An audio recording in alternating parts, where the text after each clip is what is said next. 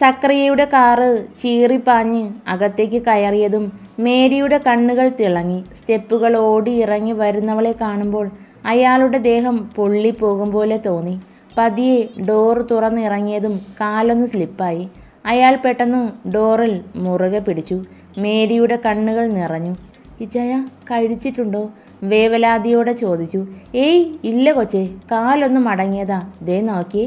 തല താഴ്ത്തി അവരുടെ മുഖത്തിന് നേരെ മുഖമടുപ്പിച്ച് ഊതി. സ്മെല്ലുണ്ടോ? ഇല്ല, മേരി ചിരിച്ചു. ദാ നീ പറഞ്ഞ സാധനം. അയാൾ നീട്ടിപ്പിടിച്ച പാക്കറ്റിലേക്ക് നോക്കി, പിന്നെ ആ മുഖത്തേക്കും. ഇരു കൈ നീട്ടി അത് വാങ്ങുമ്പോൾ അവളൊന്നേങ്ങി. മേരി, എന്താടി? ആദ്യായ ഇച്ചായൻ എനിക്ക് വേണ്ടി ഇതേവരെ ഒരു ഡ്രസ്സ് പോലും എനിക്ക് വാങ്ങി തന്നിട്ടില്ല. ഞാൻ ഒരുപാട് ആഗ്രഹിച്ചു. ഇനി മുതൽ ആ ആഗ്രഹങ്ങളെല്ലാം സാധിച്ചു തരാം. ഇച്ചായൻ എന്നും ഒപ്പമുണ്ടാകും. ഹാളിലേക്ക് കയറിക്കൊണ്ട് ചുറ്റുമൊന്ന് കണ്ണോടിച്ചു. അമ്മച്ചി എവിടെ? കിടന്നു. ഇത്ര നേരത്തെയോ? സക്രിയ സംശയത്തിൽ ചോദിച്ചു. സമയം എത്രയായിന്ന ഇച്ചായ വിചാരം? 8:30 ദേ വരുന്നു മേരിക്കൊച്ചേ എന്ന് പറഞ്ഞ് ഉച്ചയ്ക്ക് ഒന്നും കഴിക്കാതെ ഇറങ്ങിപ്പോയിട്ട് കയറി വരുന്ന സമയം ഇതാണ്. അയാൾ കുറുമ്പോടെ ആ മുഖത്തേക്ക് നോക്കി. മിസ് ചെയ്തോ? മേരി നാണത്തോടെ തല താഴ്ത്തി അവരുടെ ഇരു തോളിലും കൈവച്ചു. ഇന്ന് അവളിൽ എന്തൊക്കെയോ മാറ്റങ്ങൾ ഉള്ളതുപോലെ സക്രിയയ്ക്ക് തോന്നി. ഒരു വൈറ്റ് നൈറ്റിയാണ് വേഷം. നനവാർന്ന മുടി വിടർത്തിയിട്ടിട്ടുണ്ട്. ഇന്നെന്താ ഈ വേഷത്തിൽ? അത് അയാളുടെ നെഞ്ചിൽ മുഖം പൂഴ്ത്തിക്കൊണ്ട് ചുറ്റിപ്പിടിച്ചു. ഇച്ചായന് ഇഷ്ടമായില്ലേ? എന്നാൽ മാറ്റാം. ഏയ് വേണ്ട, നന്നായിട്ടുണ്ട്. വീട്ടിൽ സാരി മാത്രമല്ലേ ഉപയോഗിച്ചിട്ടുള്ളൂ. അതെന്താ? അത് ഇച്ചായന് ഇഷ്ടമായില്ലെങ്കിലോ? അവളെ അകറ്റി നിർത്തി അടിമുടി നോക്കി. കണ്ണുകൾ എവിടേക്കോ പതിക്കുന്നു. മേരി പിന്നിലേക്ക് നീങ്ങി. സക്രിയയുടെ മനസ്സിലേക്ക് അവൻ്റെ മുഖം മിന്നിമറഞ്ഞതും അയാൾ തല കുടഞ്ഞു. മേരി, നീ പോയി കഴിക്ക്. അപ്പോഴേക്കും ഞാനൊന്ന് ഫ്രഷ് ആവട്ടെ.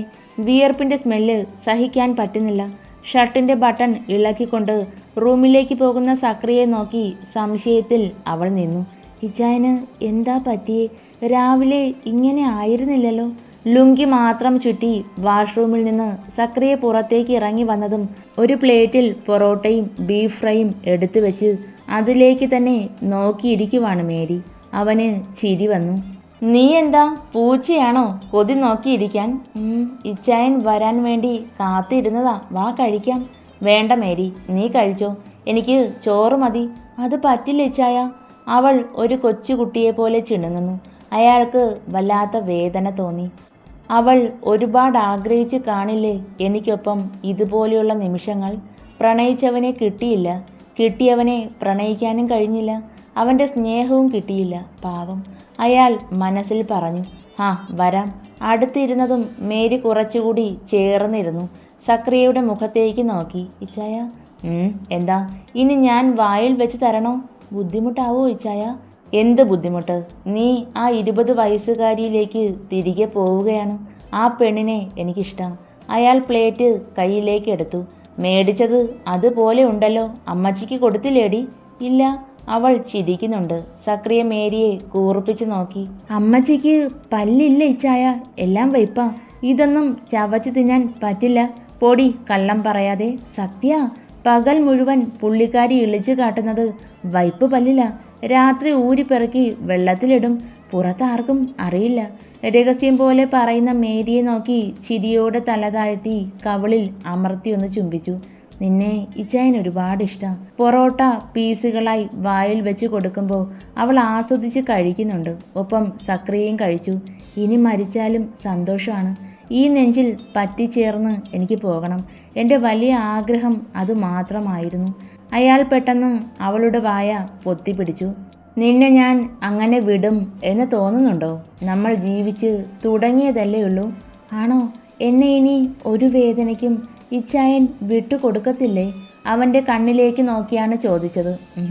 സക്രിയെ വിശ്വസിക്കാം. ഞാൻ പോയി ഈ പ്ലേറ്റും കഴുകി ലൈറ്റ് ഓഫ് ചെയ്തിട്ട് വരാം ഇച്ചായ. മേരി റൂം വിട്ടു പോയതും സക്രിയ കൈ കഴുകി തിരികെ വന്ന് കിടന്നു. ഇന്ന് ഈ വീട്ടിൽ വെച്ച് തന്നെ അവൾ അറിയണം എല്ലാം. ഭ്രാന്തിയെ പോലെ കുഞ്ഞിനെ ഓർത്ത് അവൾ കരഞ്ഞു തീർത്തത് ഈ റൂമിൽ കിടന്ന. മേരി അടുത്ത് വന്ന് കിടന്നത് അയാൾ അറിഞ്ഞില്ല.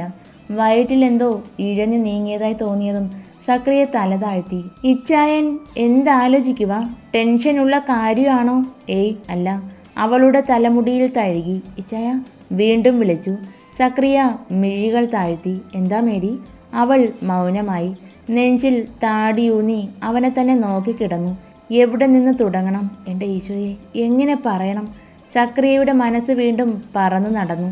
നെഞ്ചിൽ അവളുടെ ചുണ്ടുകൾ ആദ്യമായി പതിച്ചതും അയാളൊന്ന് ഞെട്ടിപ്പോയി. മേരി? നിറഞ്ഞ പുഞ്ചിരിയോടെ അവൻ്റെ കഴുത്തിടുക്കിൽ മുഖം പൂഴ്ത്തി കിടന്നു. സക്രിയയുടെ കൈകൾ അവളെ വരിഞ്ഞു മുറുക്കി. ഒന്നാകാൻ അവൾ കൊതിക്കുന്നുണ്ട്. സക്രി! പിടിച്ചു കെട്ടിയ മനസ്സിൻ്റെ കടിഞ്ഞാൻ വിട്ടുപോകുന്ന വിളി. അവൾ 20 വയസ്സുകാരിയും അവൻ 30 വയസ്സുകാരനുമായി തോന്നിപ്പോയ നിമിഷം. ചൂട് പിടിച്ച് തുടിക്കുന്ന ശരീരം എന്തിനൊക്കെയോ ആഗ്രഹിക്കുന്നു. നിമിഷങ്ങൾക്ക് ശേഷം മേരി? എന്താ ഇച്ചായ? നീ ആഗ്രഹിച്ചിരുന്നോ ഈ നിമിഷങ്ങൾ? സത്യം പറയണോ അതോ കള്ളം പറയണോ? ചുവന്ന് തൊടുത്തുപോയ മുഖം ഉയർത്തി നാണത്തോടെയാണ് മേരി ചോദിച്ചത്. സത്യം മാത്രം പറയ്. വർഷങ്ങൾക്ക് മുന്നേ ഇങ്ങനെ ഒരു ആഗ്രഹം എനിക്കുണ്ടായിരുന്നു. അയാൾ അവളെ ഒന്നുകൂടി തന്നിലേക്ക് അമർത്തി പിടിച്ചു. എന്നു മുതൽ? അവളുടെ തൊണ്ടക്കുഴിയിൽ മുഖം ചേർത്ത് വെച്ച് ചോദിച്ചു. നമ്മുടെ മാനുവൽ ജനിച്ചു വീണ നാൾ മുതൽ.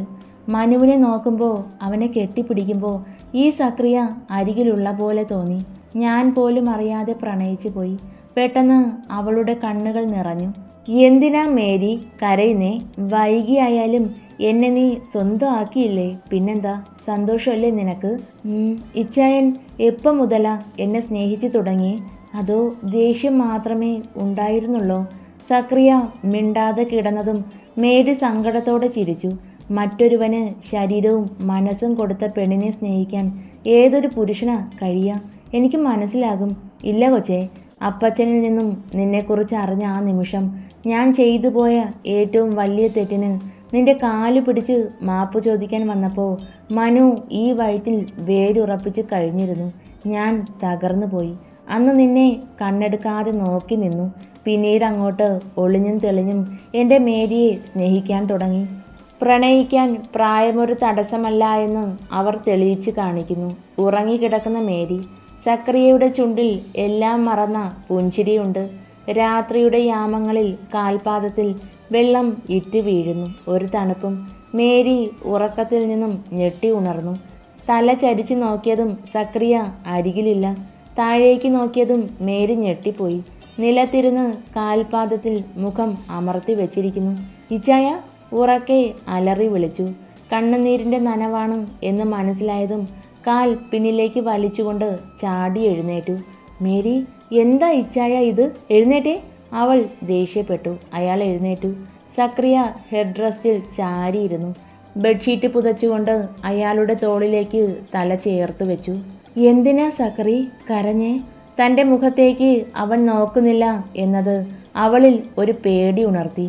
എന്നോടും നിന്റെ വല്യപ്പനോടും ക്ഷമിക്കണം മേരി. വലിയൊരു തെറ്റ് അപ്പച്ചൻ നിന്നോട് ചെയ്തു. മേരി സക്രിയെ നോക്കിയിരുന്നു. എന്ത് തെറ്റ്? അവളുടെ സ്വരം പെട്ടെന്ന് ഗൗരവത്തിലായി. അപ്പച്ചന് വേണ്ടി എല്ലാം എനിക്ക് മറച്ചു വെക്കേണ്ടി വന്നു. എൻ്റെ അപ്പച്ചനെ നീ വെറുത്തു പോകരുത്, അത്രേ ചിന്തിച്ചുള്ളൂ. ഇച്ചായ, പേടിയാവുക. കാര്യം പറയ്. ഇനി ഒരു ചതി കൂടി താങ്ങാൻ എനിക്ക് പറ്റില്ല. ആ കുഞ്ഞ് അത് മരിച്ചിട്ടില്ല. മേരിയുടെ കണ്ണുകൾ വിടർന്നു. എവിടെയാ? ആരുടെ കൂടെ? വാക്കുകൾ പുറത്തേക്ക് വന്നില്ല. വെപ്രാളത്തിൽ സക്രിയയുടെ കയ്യിൽ ഞെരിച്ചു പിടിച്ചു. അയാൾ നടന്നതെല്ലാം പറഞ്ഞു. ചാണ്ടിച്ചൻ നിന്നെയും സാറാമച്ചിയും കൊല്ലുമെന്ന് ഭീഷണിപ്പെടുത്തിയപ്പോൾ അപ്പച്ചൻ്റെ മുന്നിൽ മറ്റു മാർഗങ്ങൾ ഒന്നുമില്ലായിരുന്നു. നിന്നോട് കളവ് പറയേണ്ടി വന്നു. വല്യപ്പൻ കുഞ്ഞിനെ ഒന്നും ചെയ്തില്ലല്ലോ. എൻ്റെ മോനെ ഇച്ചായൻ കണ്ടിട്ടുണ്ടോ? ഉറക്കെ കരഞ്ഞുകൊണ്ടാണ് ചോദിച്ചത്. കണ്ടിട്ടുണ്ട് ഇച്ചായ. എനിക്കൊന്ന് കാണണം. ഇപ്പം കാണണം. വരുമോ എൻ്റെ ഒപ്പം? നമുക്ക് പോകാം. ഈ രാത്രി വേണോ മേരി? നാളെ രാവിലെ പോകാം തറവാട്ടിലേക്ക്. തറവാട്ടിലോ? അവിടെ എന്തിനാ? അത് കുഞ്ഞവിടെയല്ലേ ഉള്ളത്. നീ കരുതും പോലെ അത് മോനല്ല, മോളാ. സക്രിയ അവരെ സൂക്ഷിച്ചു നോക്കി. നീ നിഷ കൊച്ച്? തൻ്റെ നെഞ്ചിൽ ഉറക്കെ അടിച്ചുകൊണ്ടാണ് അവൾ ചോദിച്ചത്. സക്രിയ ആ കയ്യിൽ തടസ്സമായി പിടുത്തമിട്ടു. അടിക്കല്ലേ, എനിക്ക് വേദനിക്കുവാ. അത് നിന്റെ മോളാ. പെട്ടെന്ന് മേരിയുടെ ഭാവം മാറി. മുഖത്ത് ദേഷ്യം ഇരച്ച് കയറി. അറിയാമായിരുന്നില്ലേ, പിന്നെന്തിനാ എൻ്റെ മോളെ എന്നിൽ നിന്നും അകറ്റിയത്? തരാമായിരുന്നില്ലേ? അതിനെ ഒന്ന് കൊഞ്ചിക്കാനോ അരികിൽ കിടത്തി ഉറക്കാനോ നിങ്ങൾ സമ്മതിച്ചോ? എന്നിൽ നിന്നും അകറ്റി മാറ്റിയത് നിങ്ങളല്ലേ? എന്തിനു വേണ്ടിയാ? മേരി അലറുകയായിരുന്നു. അപ്പച്ചൻ പറഞ്ഞിട്ടാ. നീ അറിയുമെന്ന് ഭയന്നിരിക്കാം. മേരിക്ക് മുന്നിൽ തല കുനിച്ച് നിൽക്കേണ്ടി വന്നാൽ പിന്നെ നിന്റെ വല്യപ്പനില്ല. ചാണ്ടിച്ചൻ അറിഞ്ഞാൽ കുഞ്ഞ് ജീവനോട് ഉണ്ടാവില്ല. അതുകൊണ്ട് അപ്പച്ചൻ പറയുന്നത് അതുപോലെ ഞാൻ അനുസരിച്ചു. നിഷാനി നമ്മുടെ മോളല്ലേ. എനിക്ക് കൊച്ചിനോട് വെറുപ്പോ ദേഷ്യമോ ഇല്ല. അവൾ ഒന്ന് ശാന്തമായി തല താഴ്ത്തിയിരുന്നു. മേരി, ദേ ഇവിടെ കിടന്നോ, നാളെ രാവിലെ നമുക്ക് പോകാം. മടിയിലേക്ക് ചായച്ച് കിടത്തിയതും എതിരൊന്നും പറഞ്ഞില്ല. സക്രിയയുടെ മുഖത്തേക്ക് നോക്കി കിടന്നു. ഞാൻ മേരി അമ്മയാ. അന്ന് ഇച്ചായനെ പപ്പാന്ന് വിളിച്ചപ്പോൾ എനിക്ക് വേദനിച്ചു. എന്നെ അമ്മാന്ന് വിളിച്ചിട്ടില്ല. ഇനി വിളിക്കോ? അവളുടെ നെറുകയിൽ പതിയെ തഴുകി. വിളിക്കും. കൊച്ചിന് ഒന്നും അറിയില്ല. ഡെന്നി സാവധാനം എല്ലാം പറയും. അതുവരെ നീ ക്ഷമയോടെ കാത്തിരിക്കണം. ഇരിക്കില്ലേ? അവൾ മൂളി. മേരിയുടെ കൈവിരലിൽ പതിയെ ചുംബിച്ചു.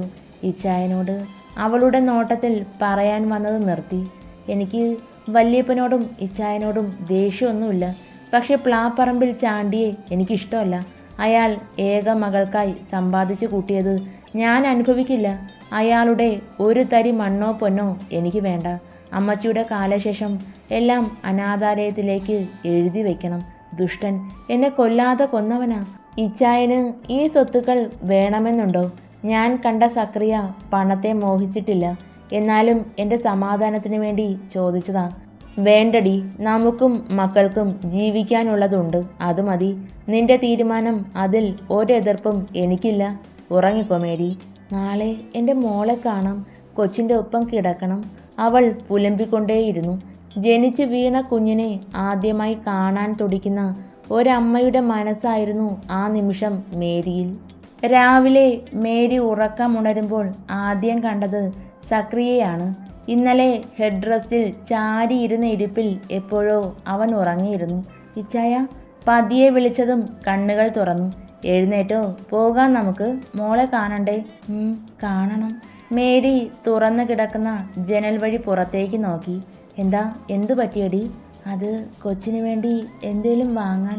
ഈ അമ്മയുടെ കയ്യിൽ ഒന്നുമില്ലല്ലോ. അപ്പൻ്റെ കയ്യിൽ കാശുണ്ട്. എന്താ വേണ്ടത്? പോകുന്ന വഴിക്ക് വാങ്ങാം. സന്തോഷത്തോടെ തല കുലുക്കി എഴുന്നേറ്റു. വാഷ്റൂമിലേക്ക് കയറി മുന്നേ തിരിഞ്ഞു നോക്കി. മനുവിൻ്റെ എക്സാം നാളെ കഴിയില്ലേ? മോനെ കൂട്ടിയിട്ട് വരുമോ? എൻ്റെ 2 മക്കളെയും എനിക്ക് ഒരുപോലെ സ്നേഹിക്കണം. നാളെ തന്നെ ഡെന്നി അവനെ കൂട്ടാൻ പോകും. ഇനി അങ്ങോട്ട് മക്കൾ നിൻ്റെ ഒപ്പം കാണും. ഫ്രഷായി വന്ന് സാരി ചുറ്റുന്നവളെ കണ്ണെടുക്കാതെ നോക്കി അറിയാതെ ചിരിച്ചുപോയി. എന്തേ ഇച്ചായ? അല്ല, ഇന്നലെ വരെ ഇവിടെ വച്ചായിരുന്നോ നീ സാരി ചുറ്റിയത്? അല്ലല്ലോ, ഇന്ന് എന്തു പറ്റി? ദേ, കളിയാക്കി ചിരിക്കണ്ട. എനിക്കിവിടെ നിൽക്കാൻ തോന്നി നിന്നു. മേരി കെറുവോടെ പറഞ്ഞതും അയാൾ അവർക്ക് അടുത്തേക്ക് നടന്നു. ഇച്ചായ, ചിരിക്കാതെ റെഡിയായി വരാൻ നോക്ക്. നിന്റെ മക്കളെ കാണുമ്പോൾ എന്നെ മറക്കൂടി? ആർദ്രമായാണ് സക്രിയ ചോദിച്ചത്. ഈ ജന്മം ഈ ആളെ മറക്കാൻ എനിക്ക് പറ്റില്ല. അത്രമാത്രം എന്നെ വേദനിപ്പിച്ചും അതിലേറെ സന്തോഷിപ്പിച്ചും സ്നേഹിച്ചും പരാജയപ്പെടുത്തിയ ഒരേ ഒരാൾ പാലമറ്റത്ത് സക്രിയ മാത്രമാണ്. നീ ഇത് രാവിലെ എങ്ങോട്ടാ കൊച്ചേ? സാരിയും ചുറ്റി അടുക്കളയിലേക്ക് വന്ന മേരിയെ നോക്കി സാറാമ്മ ചോദിച്ചു. ഞാൻ പോവുക അമ്മച്ചി. എനിക്ക് എൻ്റെ മോളെ കാണണം. പെട്ടെന്ന് അവരെ കെട്ടിപ്പിടിച്ച് ആ മാറിലേക്ക് മുഖം പൂഴ്ത്തി. ആര്? നിനക്ക് രാവിലെ വട്ടായോ? ഇല്ലമ്മച്ചി, അന്ന് മരിച്ചു എന്ന് പറഞ്ഞ കുഞ്ഞ് തറവാട്ടിലുണ്ട്. ഇച്ചായൻ പാവ. ഇന്നലെ ഞങ്ങൾ. ഇനി എൻ്റെ ഇച്ചായൻ എന്നെ സങ്കടപ്പെടുത്തില്ല. അവൾ ചാണ്ടിയുടെ ക്രൂരതകൾ പറഞ്ഞ് അവസാനിപ്പിക്കുമ്പോൾ സാറാമ്മ വിതുമ്പിപ്പോയി. അമ്മച്ചി സങ്കടപ്പെടണ്ട. വല്യപ്പൻ എൻ്റെ കയ്യിലേക്ക് തന്നെ അവളെ തന്നില്ലേ? ഈ മാസം കഴിഞ്ഞാൽ എൻ്റെ മോളുടെ മിന്നുകെട്ട. പാലമറ്റത്തിൻ്റെ അടുത്ത തലമുറ അവളിൽ നിന്ന് തുടങ്ങും. എനിക്ക് എന്ത് സന്തോഷമാണെന്നറിയോ? മേരി, പോകാം. സക്രിയ വിളിച്ചു. 2 പേരും ഹാളിലേക്ക് വന്നു. പോട്ടെ അമ്മച്ചി. അയാൾ അവരുടെ കയ്യിൽ പിടിച്ചു. മക്കളെയും കൂട്ടി ഒരു ദിവസം വരണം, സാറാമ്മ പറഞ്ഞു. ഇല്ല അമ്മച്ചി, ചാണ്ടിയുടെ വീട്ടിലേക്ക് ഞാൻ എൻ്റെ 2 മക്കളെയും കൊണ്ടുവരില്ല. അമ്മച്ചിക്ക് അങ്ങോട്ട് വരാം. എത്ര ദിവസം വേണേലും നിൽക്കാം. മേരി അപ്പച്ചൻ്റെ ഫോട്ടോയിലേക്ക് നോക്കി ഉറപ്പോടെയാണ് പറഞ്ഞത്. സാറാമ്മയ്ക്ക് ഒന്നും മറുത്ത് പറയാനും കഴിഞ്ഞില്ല.